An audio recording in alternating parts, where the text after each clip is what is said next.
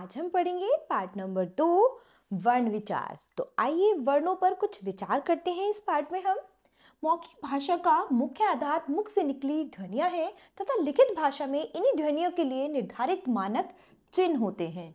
तो लिखित भाषा में हम इन्हीं ध्वनि को निकालने के लिए कुछ चिन्हों का प्रयोग करते हैं। भाषा का मूल ध्वनि के मानक चिन्हों को व्याकरण में वर्ण कहते हैं, अर्थात वर्ण किसी ध्वनि का लिखित रूप है। जैसे आम, तो आम शब्द किन वर्णों से मिलकर बना है? आ, म, अ। तो इन वर्णों से मिलकर ये शब्द बना है आम। ऐसे ही तोता, त प्लस ओ प्लस त प्लस आ, तोता। उपयुक्त चित्रों के नीचे लिखे आम और तोता में चार चार ध्वनियां प्रयोग हुई है।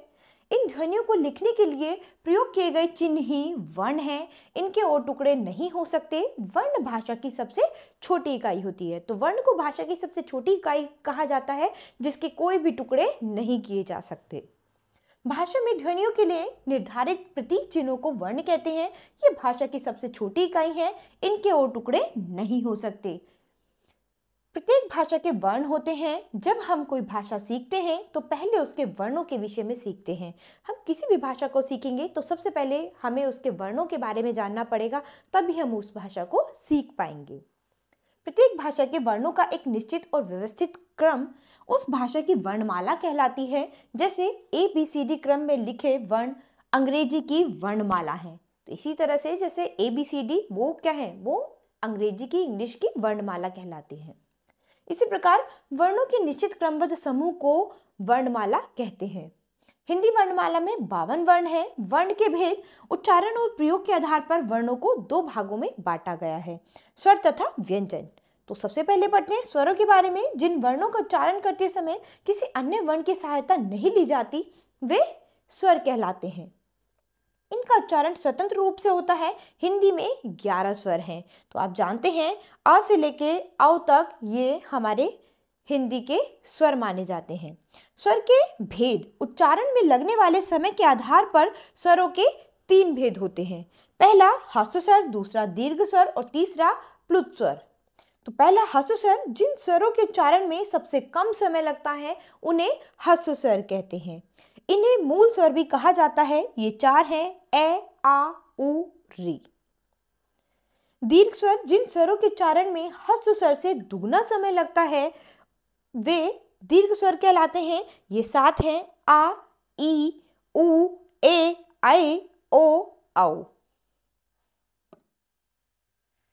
प्लुत स्वर, जिन स्वरों के उच्चारण में ह्रस्व स्वर से तिगुना समय लगता है वे प्लुत स्वर कहलाते हैं। इन्हें लिखते समय उसी स्वर के आगे 3 लिख दिया जाता है जिसका आशय होता है तिगुना समय। जैसे ओम। प्राय आजकल 3 का प्रयोग नहीं होता। जब किसी दूर खड़े व्यक्ति को आवाज लगाकर बुलाते हैं तब इसका प्रयोग होता है, जैसे ओम आदि। स्वरों की मात्राएं, जब स्वर व्यंजनों के साथ मिलकर प्रयुक्त होते हैं तब इनके स्वरूप बदल जाते हैं। ये बदले हुए स्वरूप ही मात्राएं कहलाते हैं। तो आप देख सकते हैं यहाँ पर क्या है, ये स्वर है। तो आ की मात्रा होती है, ये छोटी ई की मात्रा है, ये बड़ी ई की मात्रा है, ये छोटे ऊ की मात्रा है, ये बड़े ऊ की मात्रा है, ये री की मात्रा है, ये ए की मात्रा, ये आई की, ये ओ की और औ की। और इन मात्राओं से प्रयोग होने वाले यहाँ पर कुछ शब्द दिए गए हैं जो आप पढ़ेंगे। आ की कोई मात्रा नहीं होती, परंतु आ की सहायता से ही सब व्यंजन बोले जाते हैं। तो आ की अपनी कोई मात्रा नहीं होती, लेकिन बहुत सारे व्यंजन आ की सहायता से ही बोले जाते हैं। अरहित व्यंजन हलंत लगाकर लिखा जाता है। ए जो है रहित व्यंजन, यानी ये सब क्या है, और ये असहित व्यंजन है, यानी अगर इनमें अ नहीं इंक्लूड है, इनमें आ नहीं लगाया जाता तो इनके नीचे हलंत लगाया जाता है, और अगर इनमें आ होता है तो बिना हलंत के लिखा जाता है। अयोगवाह, हिंदी भाषा में प्रयुक्त निम्नलिखित वर्ण अयोगवाह कहलाते हैं। अनुस्वार अंग, अनुनासिक अंग, विसर्ग अह। वर्णमाला में ये स्वरों के बाद लिखे जाते हैं। ये न स्वर है न व्यंजन, इसलिए इन्हें अयोगवाह कहते हैं। अनुस्वार, इस ध्वनि का उच्चारण केवल नाक से होता है। इसका उच्चारण न या म के समान होता है। इसका चिन्ह है इस तरह से, एक बिंदी की तरह इसका प्रयोग किया जाता है। प्रत्येक वर्ण का पांचवा वर्ण अनुस्वार होता है, जैसे गंगा, चंचल, ठंडा, धंधा, पंप। इसी तरह से है अनुनासिक, जिस स्वर के उच्चारण में हवा मुंह और नाक दोनों से निकलती है और थोड़ी सी गर्म होती है, उसे अनुनासिक कहते हैं। इसमें स्वर के ऊपर चंद्र बिंदु लगाया जाता है, जैसे आंख, चांद, मांग, टांगा आदि। विसर्ग, इसका उच्चारण आधे ह के समान होता है। इसका चिन्ह इस तरह से है, यानी इस तरह से दो बिंदियां लगाई जाती हैं, जैसे प्रातः, अतः आदि। इसका प्रयोग अक्सर तत्सम शब्दों के साथ होता है। अनुस्वार और अनुनासिक में अंतर, इन दोनों का उच्चारण भिन्न है। अनुस्वार में हवा नाक से निकलती है, जबकि अनुनासिक में हवा मुंह और नाक दोनों से निकलती है। जैसे आप देख सकते हैं यहाँ पर कुछ अनुस्वार शब्द दिए गए हैं, कुछ अनुनासिक, हंस, और इसी तरह से यहाँ पर क्या है, हंसना, पंच, पांच, चंद्रमा, चांद। इसके बाद आते हैं हमारे व्यंजन। मुख से अवरोध के साथ बोली जाने वाली ध्वनियां व्यंजन कहलाती हैं। इनका उच्चारण स्वरों की सहायता से किया जाता है। मूल व्यंजन संख्या में 33 होते हैं। व्यंजन के भेद, व्यंजन के 3 भेद होते हैं। पहला स्पर्श व्यंजन, दूसरा अंतस्थ व्यंजन और तीसरा ऊष्म व्यंजन। तो सबसे पहले पढ़ेंगे स्पर्श व्यंजन के बारे में। जिन वर्णों को बोलते समय जीवा मुख के किसी न किसी भाग को स्पर्श करती है, उन्हें स्पर्श व्यंजन कहते हैं। हिंदी वर्णमाला में 25 स्पर्श व्यंजन है। इन्हें 5 वर्गों में बांटा गया है। तो क वर्ग, क से ड़ तक, क वर्ग, च वर्ग, च से ण तक, ट वर्ग, ट से ण तक, त वर्ग, त से न तक, प वर्ग, प से म तक। तो ध्यान दीजिए, मुख के जिस भाग से जो वर्ण बोला जाता है, वह भाग उस वर्ण का उच्चारण स्थान होता है। यानी जो वर्ण में आप बोलते हैं, उसको बोलते समय मुख का जो भी भाग आपका प्रयोग में आता है, वो उसका उच्चारण स्थान माना जाएगा। अंतस्थ व्यंजन, इन वर्णों का उच्चारण स्वर और व्यंजन के माध्यम से होता है। उच्चारण के समय जीभ मुख के किसी भाग को स्पर्श नहीं करती। इनकी संख्या 4 है, य, र, ल, व। तीसरा है ऊष्म व्यंजन। इन वर्णों के उच्चारण में हवा के रगड़ खाने से मुख में गर्मी उत्पन्न होती है, अतः इन्हें ऊष्म व्यंजन कहा जाता है। ये भी 4 है, श, श, स और ह।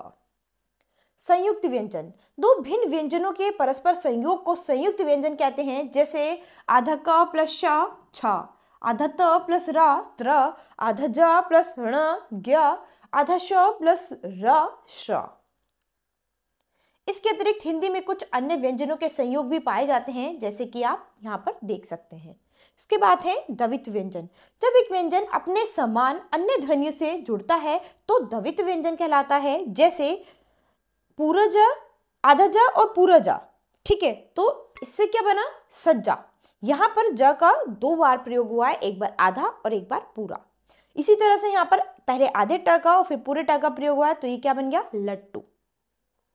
संयुक्त व्यंजन और द्वित्व व्यंजन में अंतर, जब अलग अलग वर्ण आपस में मिलते हैं तो संयुक्त व्यंजन कहलाते हैं, और जब समान वर्ण आपस में मिलते हैं, यानी समान वर्ण का मतलब एक पूरा और एक आधा समान वर्ण मिलते हैं, तो वो द्वित्व व्यंजन कहलाते हैं। जैसे दे, द संयुक्त व्यंजन और च द्वित्व व्यंजन।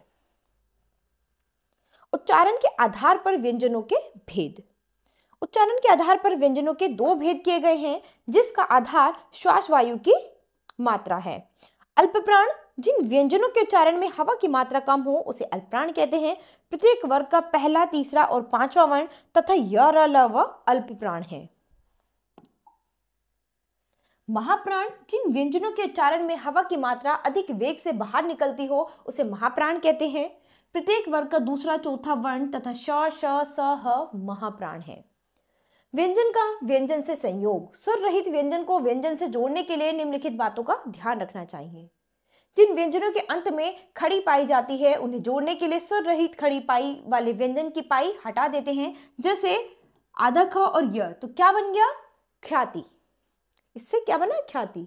इसी तरह से दूसरा आधा क और आधा फ जब अन्य व्यंजनों के साथ मिलते हैं तो इनका रूप इस प्रकार बदल जाता है। जैसे आधा क और क क्या बन गया, पक्का। ठीक है, बिना खड़ी पाई वाले व्यंजन जैसे छ, ट, ठ, ड, ड, ह, द। ड, ढ, ह, द जब किसी व्यंजन के साथ मिलते हैं तो इनके नीचे हलंत का प्रयोग किया जाता है, जैसे कि आप देख सकते हैं। र का अन्य व्यंजनों से मेल इस प्रकार है, यदि र स्वर रहित हो तो अपने से अगले व्यंजन के सिर पर लगता है, जैसे धर्म, करम, मर्म आदि। यदि र से पूर्व व्यंजन स्वर रहित हो तो र पूर्व व्यंजन के नीचे इस तरह से लगता है। ठीक है, जैसे आप देख सकते हैं ग्रह, द्रव्य आदि। स्वर रहित ट और ड के साथ र नीचे इस प्रकार लगता है, जैसे कि आप देख सकते हैं यहाँ पर ट्रक और ड्रामा। स के साथ र इस प्रकार लगता है, स्र। विशेष व्यंजन ड और ढ हिंदी की विशेष व्यंजन ध्वनियां हैं। इनके उच्चारण में जिभ को ऊपर उठाकर आगे की ओर उत्क्षिप्त यानी फेंका जाता है। इन्हें उत्क्षिप्त ध्वनियां भी कहते हैं। ड और ढ का प्रयोग शब्द के प्रारंभ में नहीं होता, जैसे लड़ाई, चढ़ाई, पेड़, पड़ आदि। आगत ध्वनियां अ, ज, फ दूसरी भाषा से हिंदी में आई ध्वनियां हैं। अ अंग्रेजी से आई ध्वनि है। इसकी मात्रा इस तरह से है, जैसे डॉक्टर, बॉल, कॉलेज आदि। ज, फ ध्वनियां मुख्य रूप से अरबी फारसी की हैं। ये अंग्रेजी में भी मिलती हैं, जैसे मेज, इज्जत, लुत्फ, रफ्तार, फूल अंग्रेजी आदि। तो यहाँ इस पाठ का सार क्या मिला आपको? वर्ण भाषा की सबसे छोटी इकाई होती है। वर्णों की निश्चित समूह को वर्णमाला कहते हैं। मानक हिंदी वर्णमाला में 11 स्वर, 2 अयोगवाह, 33 व्यंजन, 4 संयुक्त व्यंजन और 3 आगत ध्वनियां हैं। स्वरों का उच्चारण बिना किसी वर्ण की सहायता के होता है, जबकि व्यंजनों का उच्चारण स्वरों की सहायता से होता है। स्वर 3 प्रकार के होते हैं, ह्रस्व, दीर्घ, प्लुत। व्यंजनों का उच्चारण स्वरों की सहायता से होता है। अनुस्वार, अनुनासिक, विसर्ग, अयोगवाह हैं। व्यंजनों को व्यंजनों से जोड़ने के विशेष नियम होते हैं। ड, ढ से कोई शब्द प्रारंभ नहीं होता। ये शब्दों के बीच में या अंत में आते हैं। इनका कभी भी शब्दों के प्रारंभ में इनका प्रयोग नहीं होता है। तो बच्चों, यहाँ पर हमने इस पाठ में वर्णों पर विचार किया है। वर्णों से हमारे कौन कौन से शब्द बनते हैं, वर्ण कितने प्रकार के होते हैं, वर्णों में स्वर व्यंजन के बारे में हमने अच्छे से इस पाठ में पढ़ा है। तो आशा करती हूँ आपको ये सब बहुत अच्छे से समझ आया होगा और आप अभ्यास में एक बार फिर इसे दोहराएंगे। तो अब हम अपनी नई क्लास में मिलेंगे बच्चों, अपने नए पाठ के साथ। धन्यवाद।